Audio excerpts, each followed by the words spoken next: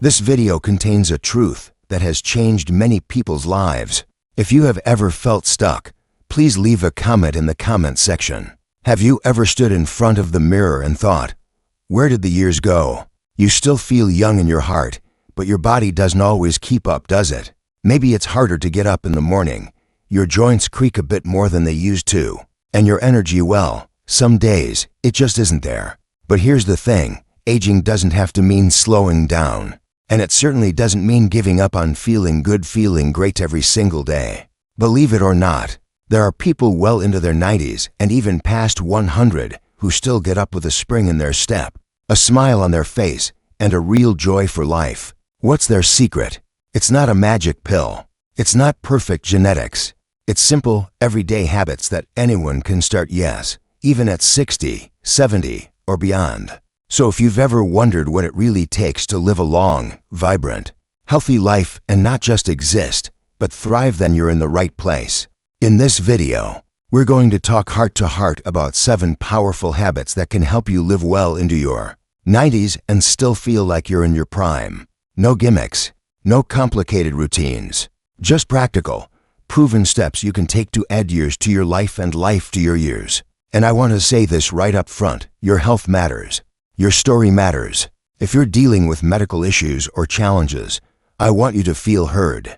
Share in the comments what you're facing, whether it's arthritis, memory trouble, fatigue, or anything else, because not only can I offer insights, but your story might help someone else feel less alone too.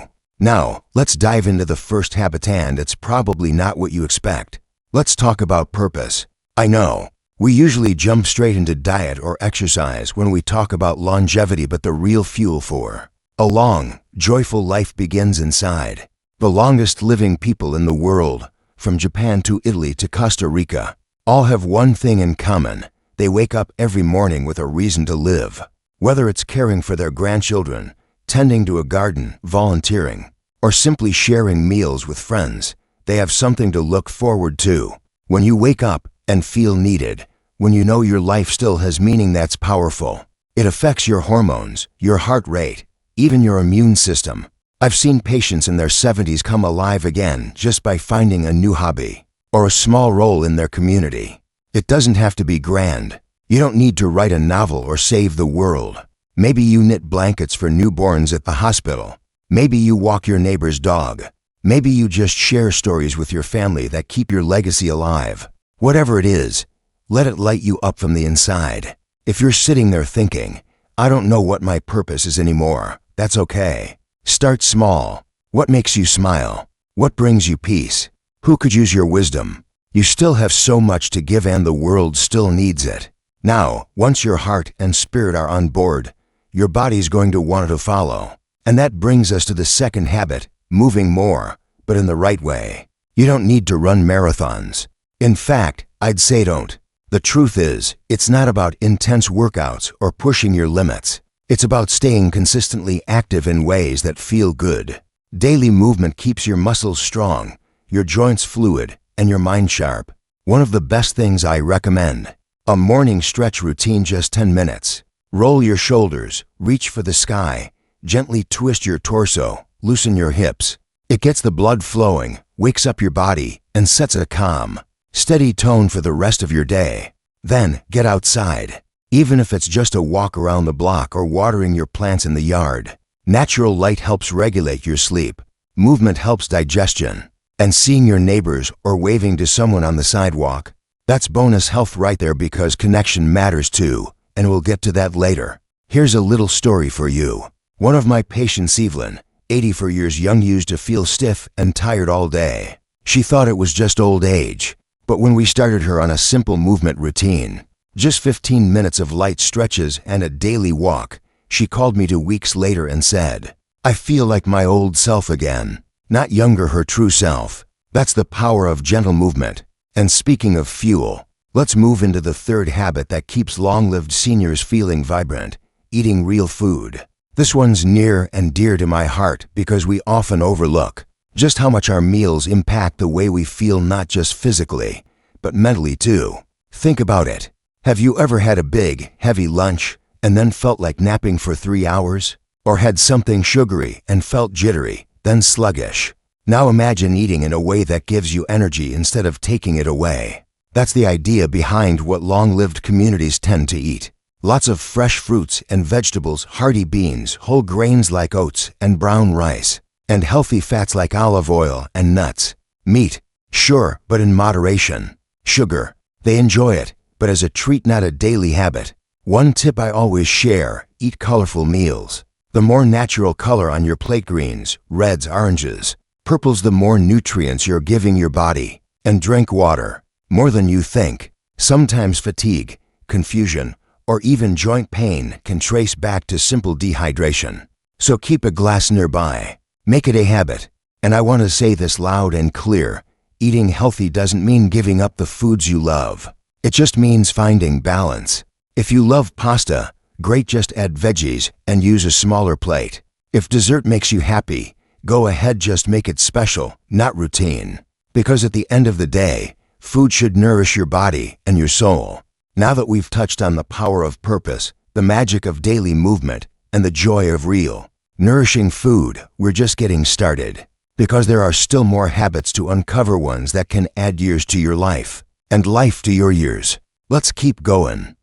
And it's amazing how something as simple as sleep and joyful movement can shift the way you feel. But there's something else that long-lived seniors tend to do, without even thinking about it, something that's deeply connected to their emotional strength and overall well-being. They stay connected.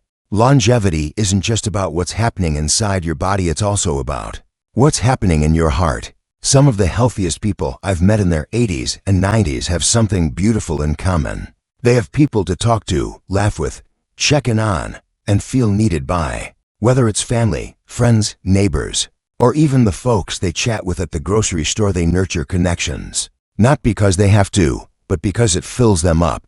Think about this. When was the last time you had a deep conversation that made you lose track of time? Or the last time you laughed so hard your sides hurt? That kind of joy is medicine. And believe me, I've seen loneliness age people faster than almost anything else. When we're isolated, we lose that sense of purpose and belonging. But when we stay connected, even just a quick phone call, a walk with a friend, or attending a local community group, it lights something up inside us. Now, I know it's not always easy. Sometimes life gets quieter as we get older. People move, families get busy, and sometimes dear ones pass on. But here's the truth: you're never too old to make new friends or to rebuild your social circle. Join a local walking group, take a class at the library, volunteer at a cause you care about. Not only will you be helping others, you'll be giving yourself the gift of human connection. And here's the kicker: science backs it up. People with strong social ties tend to live longer, recover faster from illness, and even experience lower rates of memory loss.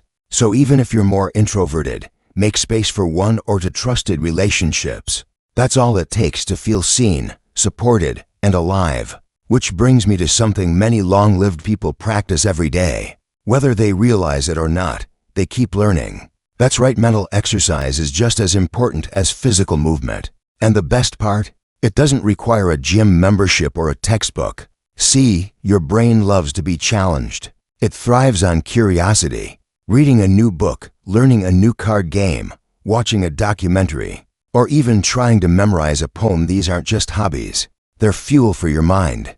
Just like your muscles need movement to stay strong, your brain needs stimulation to stay sharp.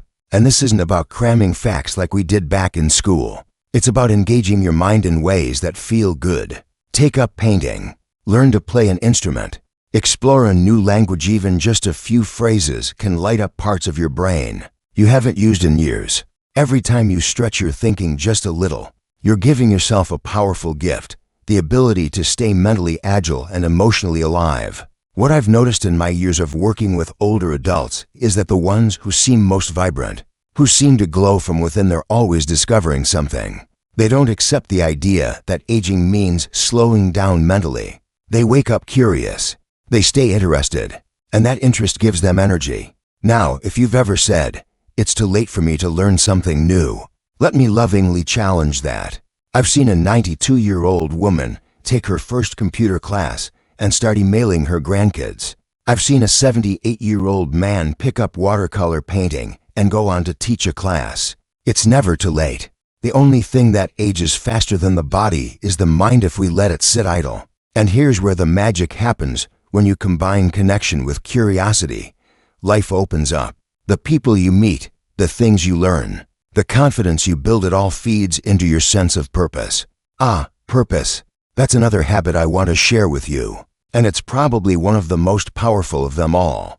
Long-lived seniors almost always have a reason to get up in the morning.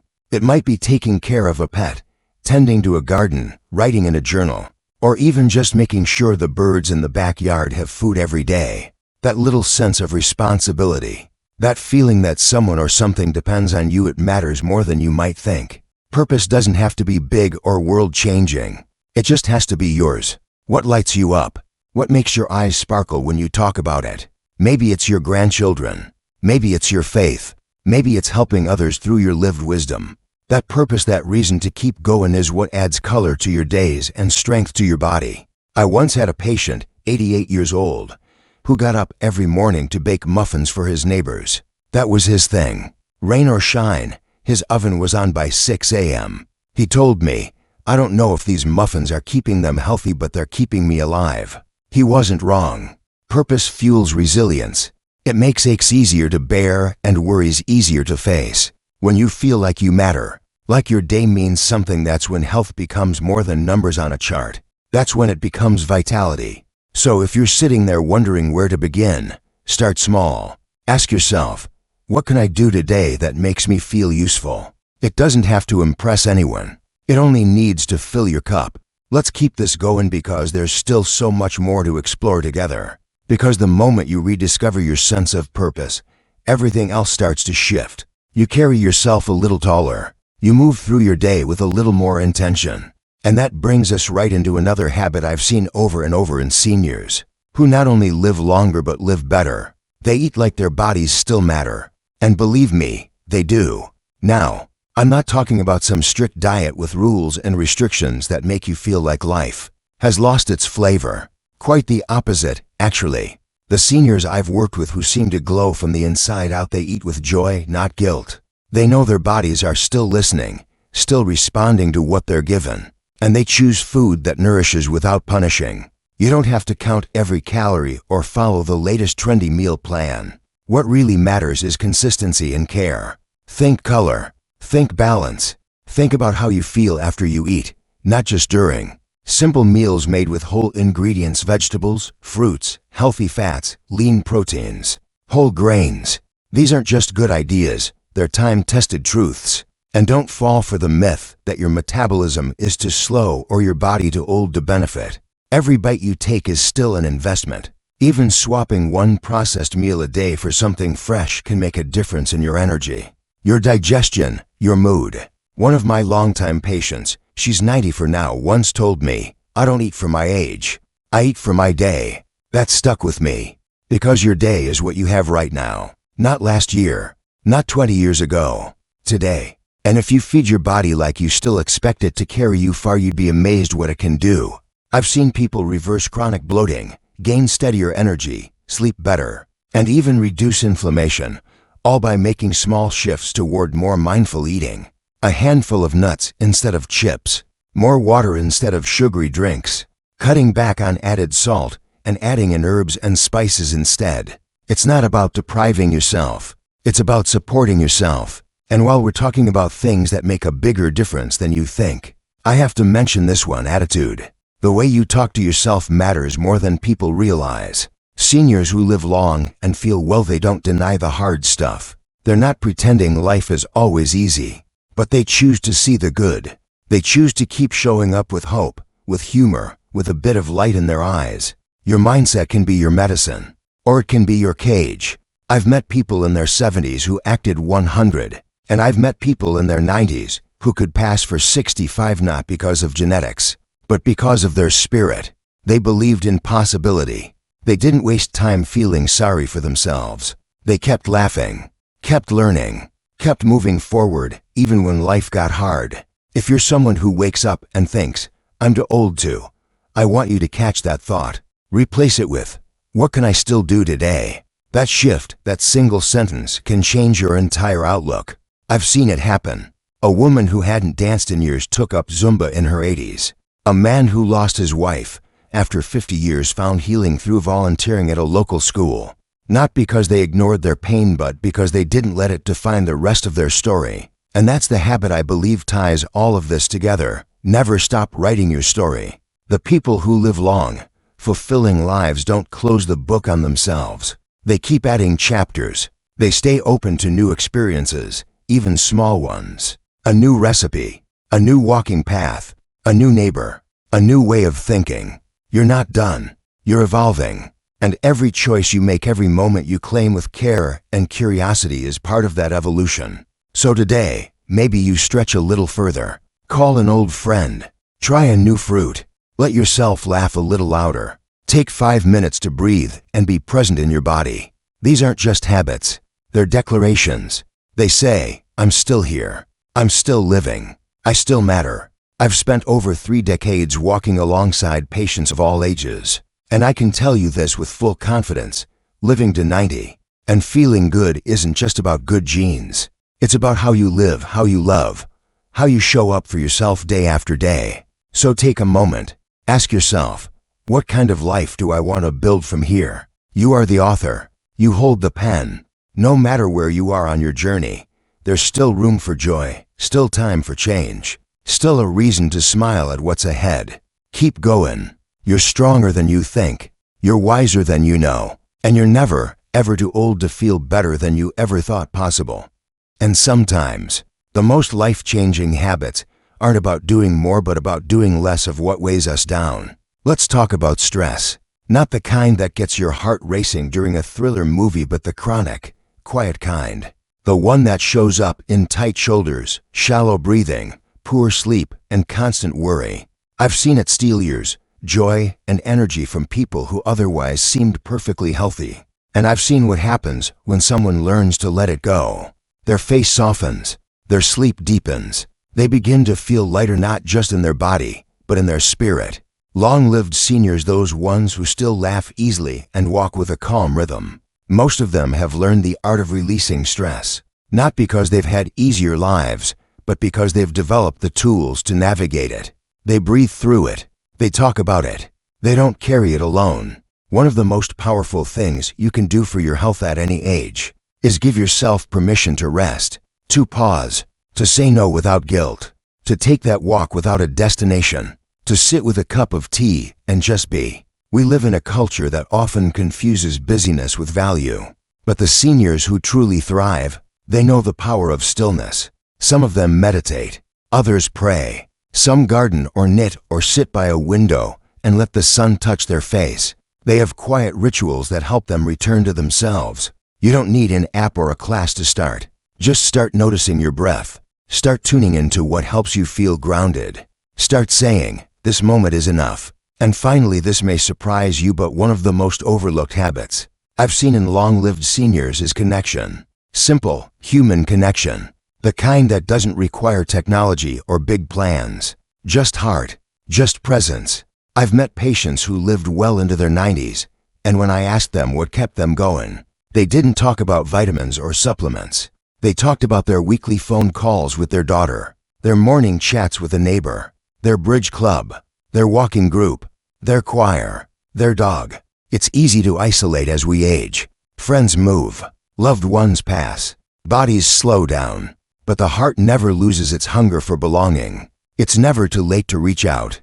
Whether it's joining a group, volunteering, or simply asking someone how their day is, it matters. You matter. Loneliness, especially as we get older, can be just as dangerous as smoking.